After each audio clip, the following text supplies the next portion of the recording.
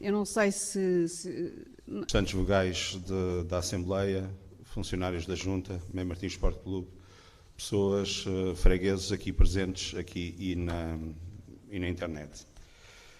Ontem, dia 25 de Abril, decorreram 49 anos da data da Revolução dos Cravos. Esta data é um dia de celebração e de reflexão para todos. Portugal vivia sob uma ditadura que oprimia a liberdade e os direitos fundamentais do povo português. Mas foi neste dia que a Revolução dos Cravos aconteceu, trazendo consigo a esperança de um futuro melhor para todos. Esse momento marcante da história de Portugal trouxe inegaláveis modificações à nossa sociedade, nomeadamente quanto à implementação da democracia representativa, liberdade de imprensa e liberdade de expressão. Após todos estes anos de regime democrático, importa perceber que as conquistas de Abril se traduziram numa melhoria significativa para o povo português. O processo de descolonização em 1975 foi e continua a ser uma ferida aberta na sociedade portuguesa, porque os combatentes do ultramar, os retornados e os portugueses nativos das províncias ultramarinas ainda sofrem com a falta de reconhecimento do seu esforço na defesa dos territórios de Portugal e quase todos se sentem defraudados, enganados e esquecidos. O Partido Chega não esquece nenhum. É um facto que a censura presente no antigo regime, com a Revolução, no seu plano mais formal, foi bem erradicada. No entanto, assistimos hoje em Portugal a um controle da liberdade de expressão, seja nas leis feitas à medida para condicionar a mesma, seja pelas pressões partidárias feitas sobre as redações de imprensa, seja através das entidades financiadas pelo Estado Socialista para estipular o que se pode e não se pode dizer, escrever ou propagandear. O que é feito da verdadeira democracia, caracterizada pela liberdade de expressão, pela transparência, pela igualdade de oportunidades. Infelizmente, em Portugal, muitas vezes isso não acontece. O sistema político português é dominado por um pequeno grupo de elites que têm o poder de tomar decisões importantes sem levar em conta a opinião e respeito pelo povo. Temos a corrupção. O índice da percepção da corrupção de Portugal aparece no 33º lugar do ranking mundial, sendo que a corrupção não era tutelada, nem se conhecem episódios antes do regime democrático. Podemos estimar que, infelizmente, por via dos sucessivos escândalos que diariamente somos confrontados com este governo socialista, possamos ainda baixar mais no índice de percepção da corrupção.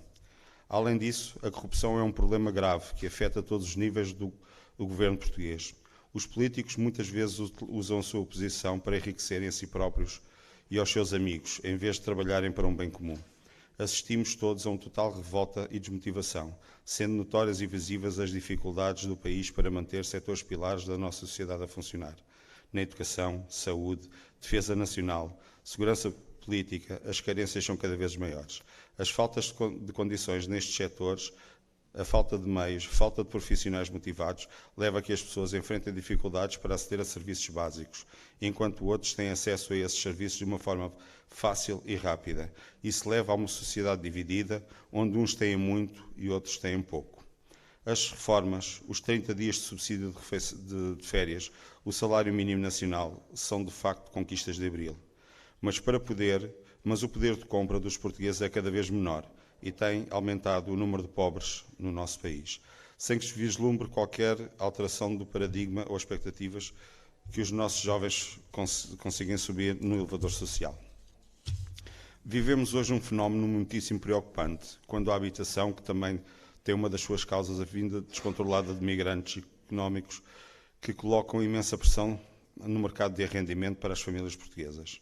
O 25 de Abril foi determinante quanto à Revolução e para a implementação da democracia, mas a liberdade só foi definitiva e totalmente conquistada no dia 25 de novembro de 1975, essa data que o Partido Chega celebra. Talvez os militantes daquela manhã tenham conseguido libertar-se a si próprios, mas não conseguiram libertar Portugal inteiro.